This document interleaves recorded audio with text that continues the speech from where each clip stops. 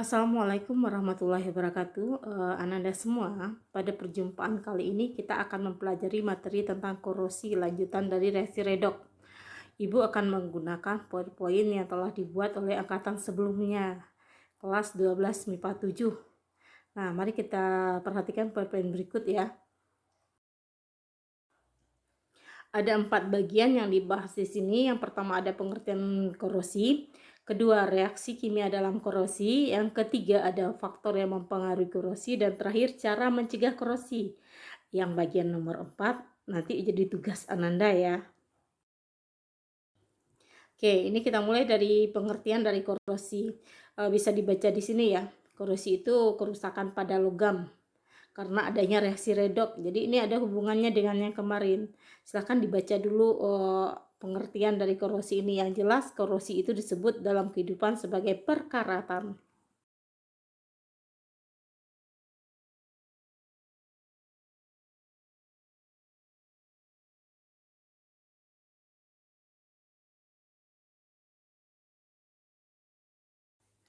Oke, peristiwa pada korosi ini reaksi redoksnya ada dua, ada reaksi oksidasi, ada reaksi reduksi.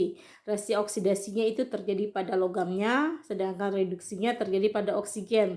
Nah, ini silahkan dibaca, di slide selanjutnya ada penjelasannya.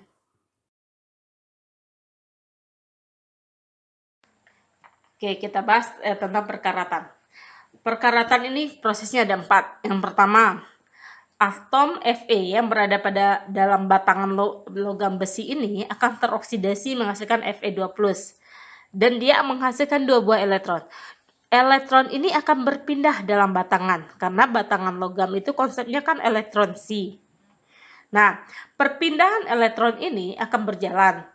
Andai kata dia bersentuhan dengan udara luar, dia akan menyebabkan oksigen tereduksi. Nih, tereduksi dia reaksinya ada. Silahkan dilihat di bawah ya.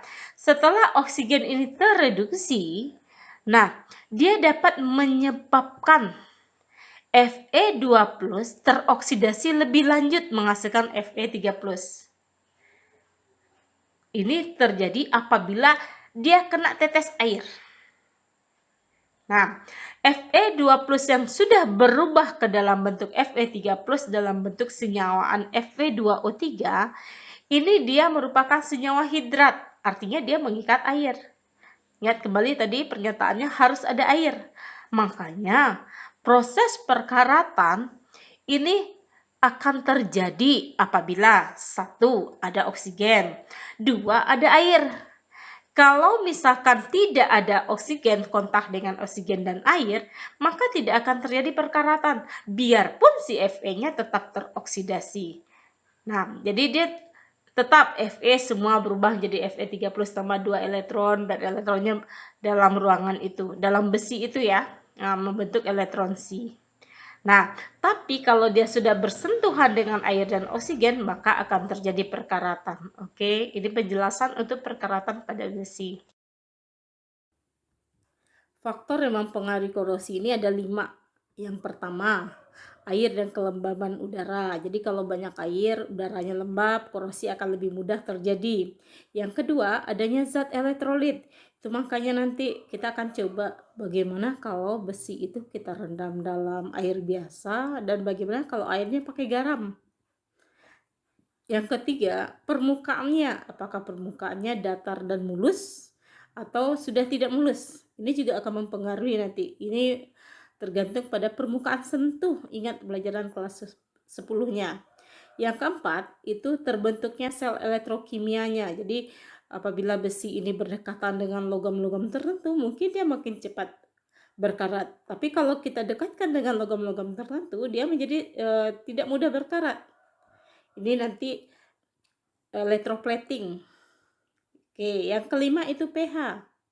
Nah, besi ini kalau kita simpan dalam air biasa, kita masukkan dalam air biasa, atau kita masukkan ke dalam air asam, akan berbeda perkaratannya, kecepatannya. Nah, di slide selanjutnya silakan dibaca.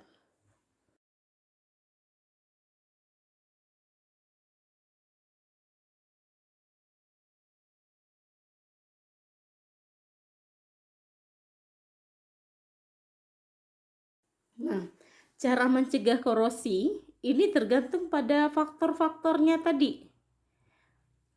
Apa saja faktornya? Yang pertama, persentuhan dengan air. Berarti apa yang harus kita lakukan? Mungkin supaya dia nggak tersentuh air, kita cat. Bisa kan? Nah, yang kedua, tadi untuk ininya elektrolit. Nah, supaya dia tidak kena air garam, mungkin dengan cat atau mungkin dibalur dengan plastik, bisa. Yang ketiga, permukaan logam yang tidak rata. Itu makanya logam besi itu sebaiknya mulus seperti sendok stainless steel Anda. Nah, terus terbentuknya sel elektrokimia. Ini juga kita harus memikirkan supaya dia tidak berkarat, dilapisi oleh apa? Ingatkah kaleng makanan kita? Kaleng makanan kita itu dilapisi bagian dalamnya itu dengan aluminium. Aluminium lebih mudah berkarat ketimbang besi. Hanya saja karatnya beda dengan besi. Kalau besi, ketika dia berkarat, karatnya lepas atau dia menumpuk di sana. Sedangkan kalau pada aluminium, ketika permukaannya berkarat, dia nempel di sana. Akibatnya perkaratannya tidak berlanjut. Ini sehingga dia bisa digunakan. Yang keempat, pH. Makanya makanan-makanan yang mengandung pH asam tidak baik disimpan dalam kaleng-kalengan. Kalaupun dia menggunakan makanan kaleng, artinya dia ada selaput penjaganya, mungkin plastik. Ini yang menyebabkan makanan kaleng itu memiliki kadaluarsa yang cepat. Kalau dia kadaluarsa sudah lewat, nanti kamu akan makan racunnya loh, racun dari korosi ini. Oke, selanjutnya tugas Ananda untuk minggu ini mudah sekali. Buat di buku catatannya ringkasan dari materi hari ini dan tolong dilengkapi bagaimana cara mencegah korosi.